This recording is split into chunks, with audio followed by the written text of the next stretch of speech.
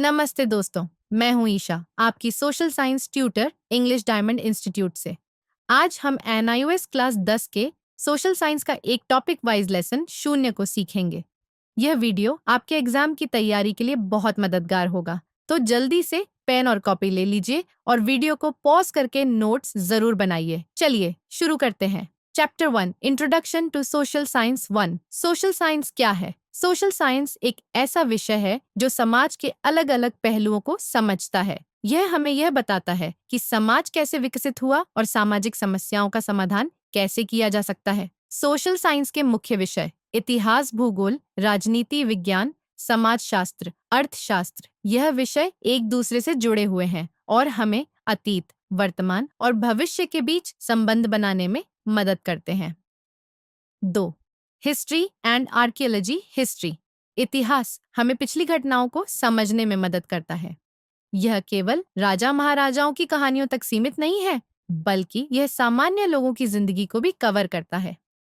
Archaeology पुरातत्व विज्ञान में पुराने समय की चीजों जैसे औजार, स्मारक और शिलालेख का अध्ययन किया जाता है। यह हमें प्राचीन सभ्यताओं के बारे में जानकारी देता है।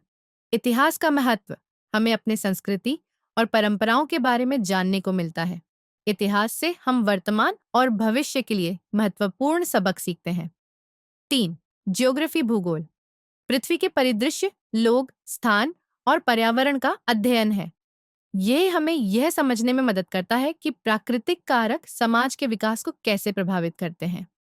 उदाहरण, इंडो गंगा का मैदान भारत की सबसे उपजाऊ भूमि है। यहाँ पर बड़े साम्राज्य जैसे मौर्य, गुप्त और मुगल स्थापित हुए।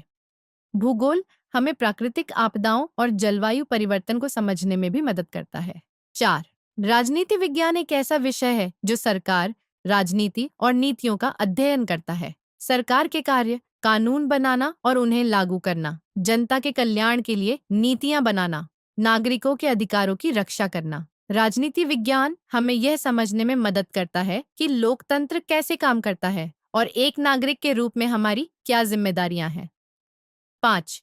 सोशियोलॉजी समाजशास्त्र मानव व्यवहार और समाज की संरचना का अध्ययन करता है। यह हमें यह बताता है कि लिंग, धर्म, वर्ग, संस्कृति और मान्यताएं समाज को कैसे आकार देते हैं।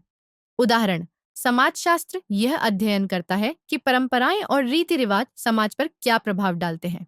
यह हमें सामाजिक मुद्दों जैसे भेदभाव, गरीबी और अपराध को समझने में मदद करता है। 6. इकोनॉमिक्स अर्थशास्त्र एक ऐसा विषय है जो उत्पादन, खपत और धन के वितरण का अध्ययन करता है। अर्थशास्त्र क्यों जरूरी है? हमें अपने संसाधनों का सही उपयोग करना सीखना चाहिए। बजट बनाना, समय का प्रबंधन करना और अपनी जरूरतों को प्राथमिकता देना, यह सब अर्थशास्त्र का हिस्सा है। 7. मानव विकास के चरण मनुष्य का विकास विभिन्न चरणों में हुआ है। पुरापाषाण युग प्रारंभिक मनुष्य गुफाओं में रहते थे और पत्थरों के औजार का उपयोग करते थे। मध्य पाषाण युग आग की खोज हुई जिसने जीवन को आसान बना दिया। नवपाषाण युग कृषि की शुरुआत हुई और मनुष्य एक स्थान पर बसने लगे। ताम्र युग मनुष्यों ने तांबे का उपयोग करना शुरू किया। लौह युग लोहे की खोज ने मानव सभ्यता में एक बड़ा बदलाव लाया। 8. मानव की महत्वपूर्ण खोजें आग, भोजन पकाने, सुरक्षा और गर्मी के लिए आग की खोज ने मनुष्य की जीवन शैली बदल दी। पहिया पहिए की खोज से यातायात और कुम्हारी का काम आसान हो गया। कृषि से मनुष्य स्थायी जीवन जीने लगे।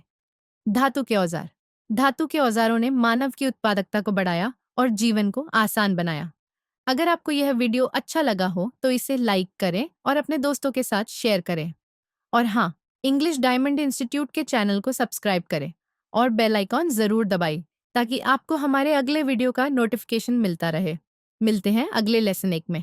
तब तक अपना ख्याल रखें और पढ़ाई करते रहें।